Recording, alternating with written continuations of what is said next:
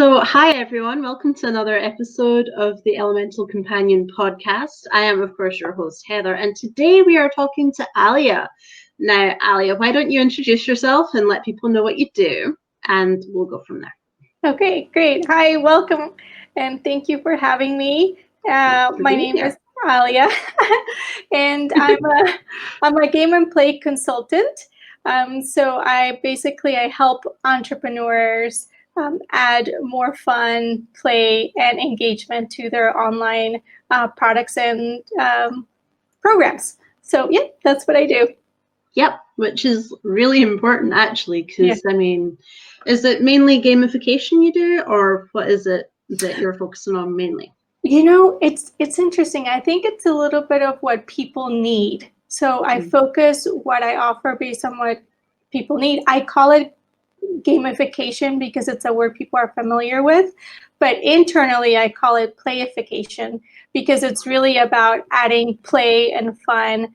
And the whole purpose of it is really to build relationships with your customers, deepen engagement, help them like really truly have a wonderful experience with your products so that they can become your fans, and then they become people who can't wait to get your next product or the next experience that you're creating for them. So it boils down to really building great experiences, which then helps you build great relationships with your customers and your clients. Yeah.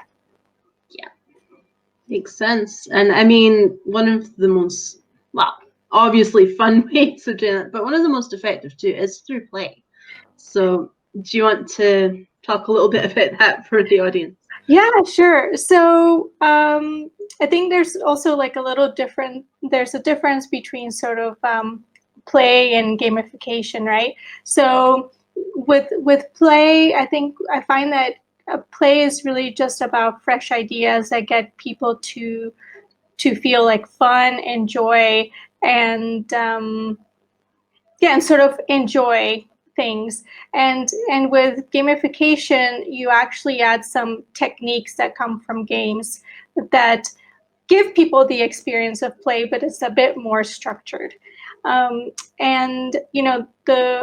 what people don't get is that games are really, really great at creating this flow experience, right? So basically, with every action that you take in a game, you have some sort of reward or some sort of like what I call like closing the loop, where you perform an action, even if it's just movement, even the act of like moving in a game can be exhilarating, especially if you're moving through like a really cool terrain. And so you get sort of like this feedback right away. And in life, we don't get that. We don't get that like immediate feedback. And one of the things I talk about is that we do so many perfectly well done tasks every day with everything that we do, whether we're running a business or being parents or whatever. There's 1,000 things that we do throughout the day to be helpful, to serve people, and we don't get rewarded. And so, maybe we get a thank you here or there, but it doesn't give you the same flow experience that a game does. And so, and in a game, because there's this constant feedback, it trains your brain to feel good, right? It trains your brain to like keep wanting more of that. Oh, I did something and I got a reward for it. And it's not usually like you get an actual reward, like a coin or something like I said. It's just some sort of feedback that lets you know you're progressing. And yeah, just whatever it is to hit your dopamine, basically. Exactly. Like it helps you, and it helps you stay in that level. And if it's a very well designed game, you just pretty much stay there all the way through. And I think this is sort of like the power of play or games, is that if you can create this experience of flow for people, we need more of that. We need more of that experience of flow. And so if we could create creative for people in our products and in the things that we do, then it doesn't just become some product that someone has to finish, or some course someone has to finish, or some website people are going through, right? It becomes an experience, and it changes the brain. So we know that play is a powerful thing for the brain. It helps us increase in creativity. It helps us think outside of the box. It helps us also feel good and find joy. And anyway, but yeah, it's like all important stuff though, and it just generally makes you more effective as well, and an all-round better human being, probably, if we want to take it to its logical conclusion there. Yeah, I totally, and I believe that people's that our innate beingness is to be playful beings. I think we were designed for that. And life currently as it's structured is it's structured not to allow you to be playful. You almost have to like fight the system in order to find your way to be playful. There's so much structure around so many different things. So I want to make sure you're still there because you froze on my end. Yeah, it's honestly, I've been cutting it out this whole time, but I think yours has been steady throughout, so I just let you continue and we'll print. Okay. But yeah, so we are quite playful beings. That is important. Yeah, and so it's yeah, and just think about the fact that people usually wake up with an alarm. Like that already as the structure of sleep, right?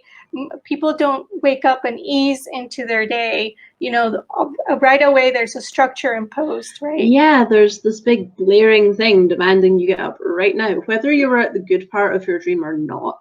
Yes, or exactly. If you were even more horrible sometimes is if you were in your dead deep sleep that you really need and it wakes you up, then you don't feel right for the rest of the day. Yeah, exactly. And all these little things, right, that are sort of imposed, like the time, the work time, the way that the work day goes, right? That most people work during the day and then they end at 6 or 7.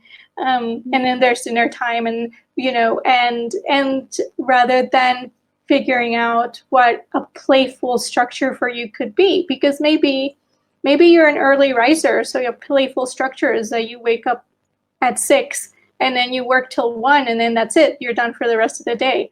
Or like me, I really don't get going until like late morning or midday. It shocks people, but it's true.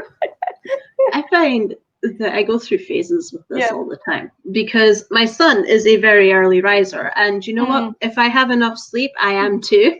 So that works quite well for me. But especially when we sort of slip into autumn a little bit more, I am awake really late, like can't turn off till ridiculous o'clock. And so in the morning, it takes me an awful lot longer to get up and get going. But because my kid goes to school, I still have to get up at the same time and take him in, and it's a trial. So, I affectionately refer to like autumn and winter as nap season. I love that. I really like that. Yeah. I've noticed that too already for myself in the fall. I'm waking up later and later, and and so I think that for me, I made a decision a long time ago. I can't even tell you how long it's been now, but I'm pretty sure.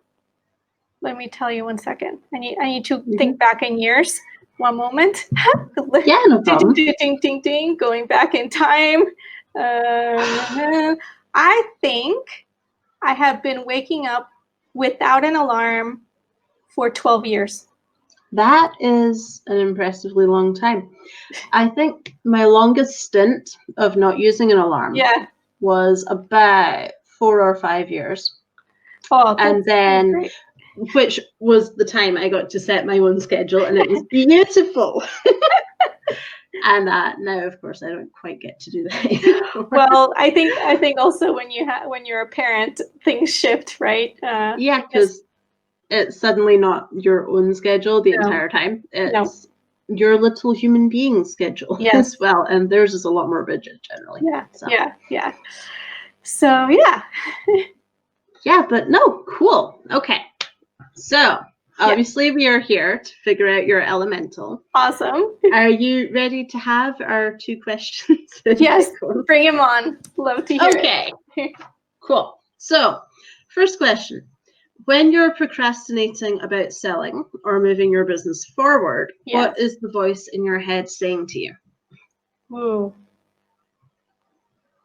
I'm too tired. Okay. Can you elaborate on that a bit?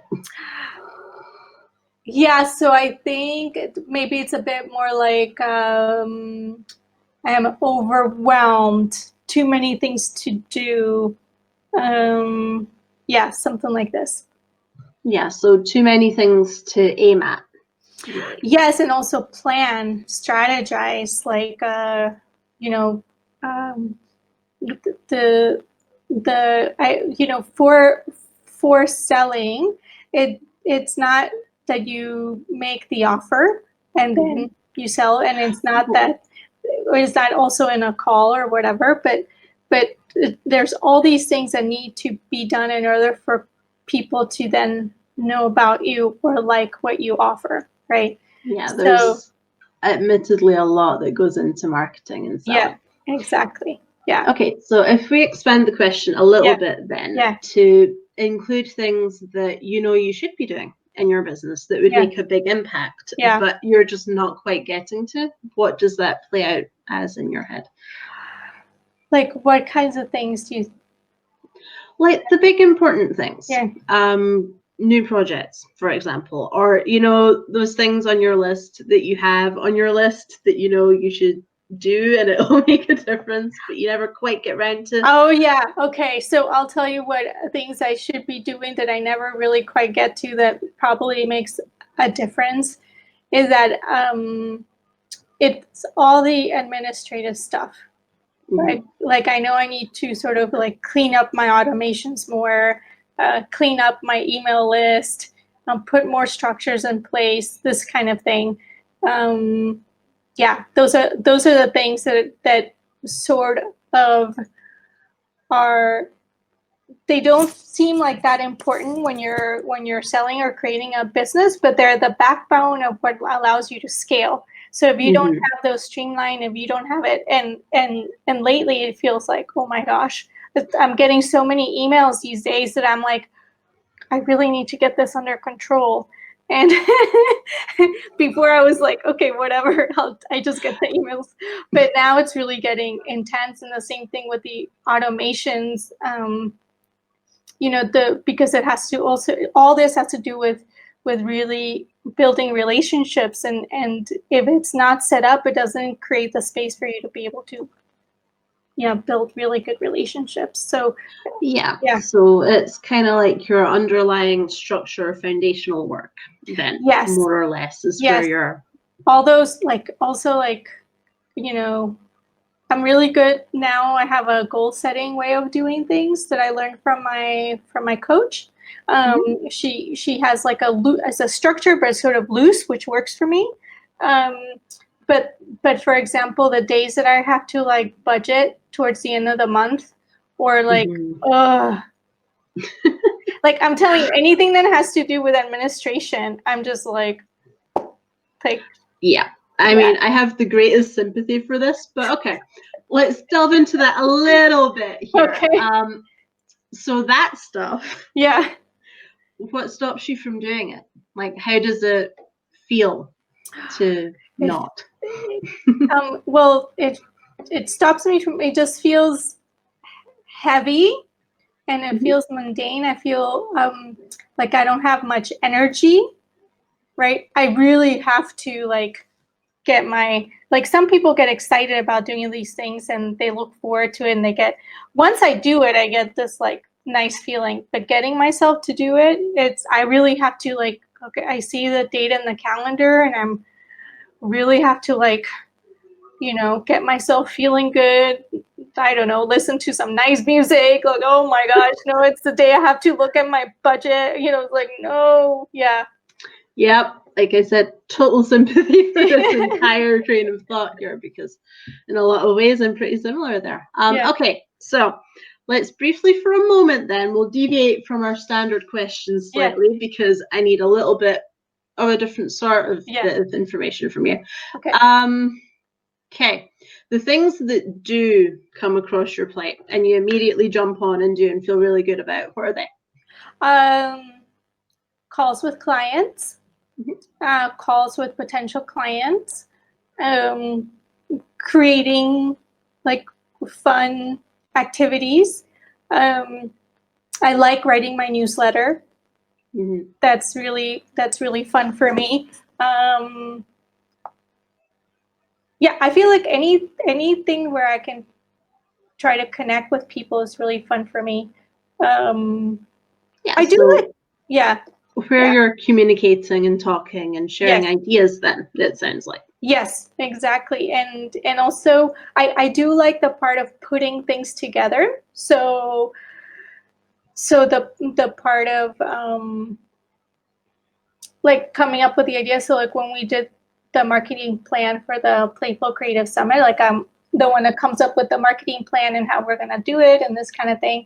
And I love coming up with that. Like it's so fun. And I also loved coming up with the concepts of what it was supposed to look like, what we were supposed to do. And of course it was a collaboration, right? But I liked kind of beginning to think about, you know, what is all the creative process of the branding of the thing, all these things, and connecting with people. But anything of the doing, like, like I don't want to be like, I don't want to be doing like the detailed stuff. Yeah, so it just feels like it's really bogged down then, and there's so many small moving parts to pay attention to, and there's a process and an order and a structure and probably more control over it than you really want there to be. Yes, exactly. Okay, cool. Good news is I know what your companions are up to. You do? I do, actually. Yeah. So, okay, what you have going on is your air elemental is the very strong, unbalanced one in that particular pair, which is always interesting to come across because it doesn't feel horrible at all when that's the case. Like the air elemental is a lot of fun when it's being left to run amok because you have hundreds of ideas all the time. You're being hit with inspiration a lot. Yes. There's a lot of communicating. There's a lot of free-flowing ideas. There's a lot of, this feels like stuff we're doing, and it's fun. Yep. So you have got that very solidly well-developed over here. And where it's starting to cause you problems is in putting together your foundations, your stability, your structure. I'm not telling you anything you don't know, Taylor. It's just how this works. So the companion you would be given then is the earth elemental.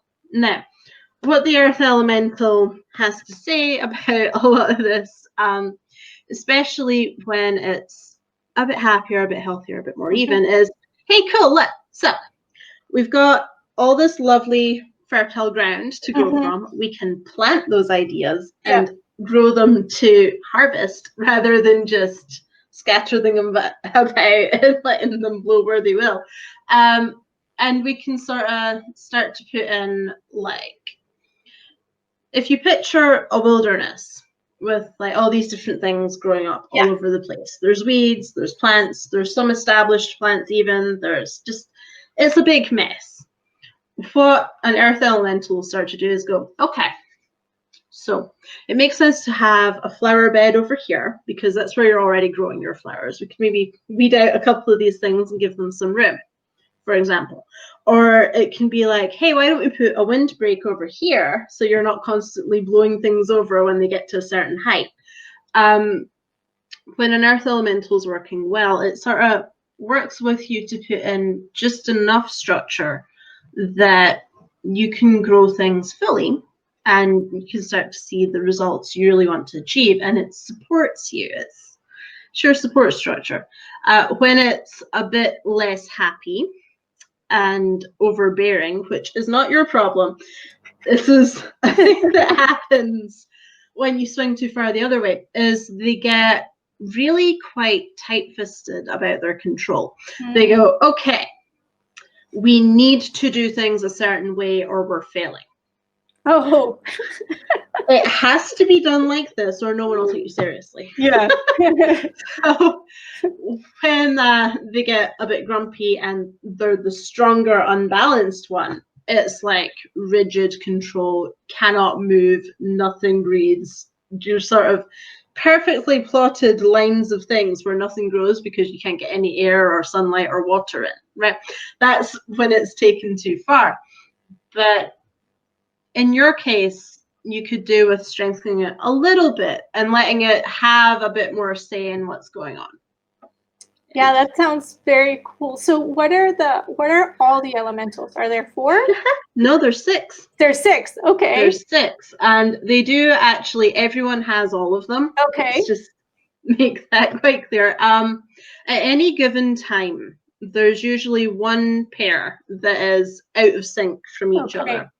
Sometimes more than one, but there's always an obvious one, and that's where you get your companion from, right? Because really what we're saying here is this is the voice you need to be listening to a little bit more. Okay. Sort of tilt it back up. But no, all 6 elementals, you've got earth and air, obviously, we've just discussed those, fire and water, and then you've got light and dark. So, broadly speaking, earth and air tend to be with the structure of your business. Okay. How it grows, what you put into it, whether it's got what it needs to build up and expand, or whether you're just sort of kicking it over now and then. That's like, it's your balance between solid, mundane action and your sparking ideas and communication and that part. So that's what that pair does, and that's really your main pair to focus on just now. Okay. But because I know that you enjoy these things, I will tell you what the other pairs do. Yes, please. I'm at the edge of my seat right now. Right. Okay. Tell me more. Very broadly speaking, your fire and water sort of work together to govern your goals and momentum. That's the fire side when it's working nicely. And where your goals fit into your life, why you're doing these things, why it matters. So it's like, it's your motivation and your ambition sort of meshing together nicely. And when they're working together quite happily, you know, you're able to set goals that really mean something to you and mean something in the wider context of your business and the people you help. And you're able to keep it manageable in a way that you don't have like 50 billion different goals at the same time. You've got 1 or 2 and you can steadily move towards them, build that momentum. So it's your inner drive type stuff. That's that pair. Yeah. And then the last pair is actually one of my favorites. And every time it comes up, I'm just like, oh bless. But anyway, the way light and dark works, that's to do with your feelings of self-worth. So dark largely governs how you feel about yourself when no one's watching. You know, whether you think what you have is worth putting out there, whether you are, in the barest terms, worthy of what you're doing. It's like, when that one's working well, you're pretty solid in who you are. It's not going to ruffle you very much if other people don't agree. It's the dark side of that. Your light elemental is seeing that reflected in the outer world. I just cut out magically, didn't I? Yeah, you were talking about the light elemental. Yeah. Okay, right. The light elemental deals largely with how that worth you have translates to external worth, right? It's whether you're, you know, receiving praise, if we want to put it in that sort of terms. It's whether you feel that the thing you are doing is making an impact, is making a difference, is worth having out where the light's shining, right? So you've got your intrinsic motivation with your dark elemental and your external motivation over here. And they sort of come together to form your, is this worth doing? Is this happening? Am I making progress? Is it important? Basically, is their core question. So yeah, that's your reward system part as well, because you can feel quite good about what you're doing on your own. Yep. Dark elemental, and you can be rewarded for it and be seen to be good at what you're doing. It's your light elemental stuff. So, very cool. And yeah. and now I have a question for you. So how do you use these in terms of the context of sales? Okay, so the way this works is mainly you bring them back into balance, because when they're outside of balance, it's affecting the way you're looking at your sales, the actions you take in regards to them, and how you feel about it, that whole thing. So if we bring it right back to your Earth companion here and talk about sales specifically for a minute, what that can look like, let me see. Because your air is so strong, It's like super strong over here going, yeah, we can just do whatever we want and close it down, it's fine. What that can look like is, it's actually really helpful for sales, but because you're communicating a lot and you're talking about your ideas a lot, and it's quite free flowing in that way, which is all very helpful. Where your earth elemental helps more with sales as you start to build up a little bit is consistency. Because, and you'll know this yourself, probably, air is really, really good. And it works in bursts, right? You'll have a flurry of activity and discussion, and then you'll need to sort of stop a little bit and recuperate, and then more flurry and discussion. Earth is all about doing bits and pieces steadily, like a metronome. So if you're not feeling the need to be communicating constantly over here, and it's really hard to do that 24/7, 365 days a year, we can't. Even if you're the most extrovert, no. It's not happening quite like that. So what Earth does is it starts to give you a little bit of structure, a little bit of control, a little bit of, okay, so we've done all this, that's great. Here's how we release it in a timed fashion, so it looks more or less consistent and people are still hearing from you. You're burned out from communicating? Cool, no problem. Let's do this thing over here, and that'll keep it ticking over and ticking along. It also works quite well with your fire, actually, to set your targets for your momentum building. And it works quite well with dark, typically, to be like, no, it's cool. We might not be seeing much happening out here yet, but we are consistently building on this foundation we've set up, and it's going to be great. It did it again. Yeah, it did. Okay, where did we get to? Well, you were saying that it works with your dark too, because you stay with the idea that that even though you don't see things yet, you're working towards it. It builds on your foundation, and it can make that quite solid, quietly in the background over here. Yeah. So, that's broadly, those are the elementals it works most closely with. And, as you start to bolster it a little bit, what you'll probably find is that you'll start putting in place things like tracking spreadsheets, or, as one horrible example, I know that phase, but also your automations, right? Yeah. It's the type of stuff that will allow it to continue even when you are not actively acting on it. And ultimately, it's one of your more powerful ways to start putting in the scaling bits that you need to do, and getting your ducks in order, and making sure, for example, that you're not going to be sued by some random person over here for something you said when you're in the grips of, oh my god, I'm in an idea, yay.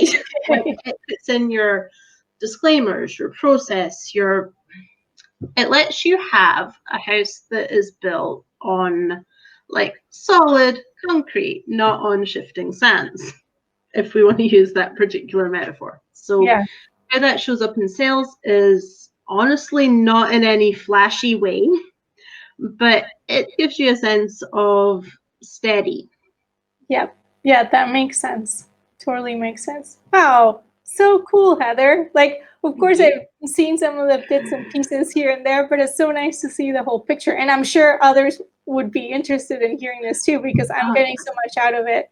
It's very, very cool concept. And I can relate to it a lot. Everything that you're saying, one of the parts, not only from what you're telling me in terms of ideas and structure, but also in terms of, I can relate to the part of the dark too, because going into business requires you to believe so much in your worth and what you're offering. And at times there appears to be no movement, right? And movement, let's say in terms of sales, right? Like maybe you are connecting with people and having nice conversations and all that, but right? It's tricky. Yeah. And then it's true. Then staying in that positive thing is really, really powerful. Yeah. And like, I mean, dark has its own things that it deals with specifically for itself too. But yeah, very much when it's working together with Earth and they're both quite happy and involved, it's that steady, hey, we don't need to see it happening over at this end goal here yet because we're doing the work. Yeah. And it'll build up from there. Yeah, exactly. So very cool. Very cool. Thank you. I worked really hard on it. I can tell. It's such a beautiful framework. I think it speaks to both parts of me, as in it speaks both to my mind, but it also speaks to my heart. And that's why I find it really resonant. Yeah. Yeah, that's the interesting thing about using elementals for this, because I could have picked anything. Like we could have done colors, we could have done plants or whatever. But I think that somewhere deep in our psyche as human beings, we all kind of understand the concept of the elements. I mean, earth, air, fire, and water. I have yet to meet somebody that cannot name at least those four off, right? And then it's not a huge stretch from there to light and dark, because, you know, as a concept, we all know that there's light and dark parts of us, right? Yeah. So it sort of taps into a little bit what we are already thinking and feeling about these things. And it just so happens that they map up really nicely, these overarching concepts that we obviously got from somewhere, to how we interact with life and our businesses and ourselves as well. But it can be pretty far reaching. Yeah, it's really very, very cool. I like it a lot. Thanks. Okay, well, in that case, will we wrap things up here? Is there anything else you would like to say to the people at home? Where can they find you online? Sure. Well, first, thank you so much for having me. It's been super fun. Thank you for coming. Yeah. And and for those of you out there, if you are interested in building deeper relationships, having deeper engagement with your customers, and bring a bit more of play, fun to your programs and products online, you can find me at tinthue.com, and that's T as in Tom, I, N as in Nancy, T as in Tom, H as in Harry, UE.com, and I'm sure you'll have the links. I'll put it in the description as well, so we'll be able to find you. Yeah, and I also have an Instagram account with the same name. And I'm always happy to talk to people, to see what they're about, to see what their needs are, and and how we can bring more fresh, playful ideas to what they do. Like, it's my jam. So if anyone listening or hearing wants more of that, guys, you should check this out. There's some very, very cool stuff over there, and you're going to want to see it. So I will put that in the links down below for you. And as always, everybody, if you want to do your own quiz, that is over at salesrpg.com. And if you want to come and be on the podcast and go into your elementals a little bit more deeply, the link for that is in the description down below too. Until next time, I will see you later. And now I need to find the off button, which takes forever.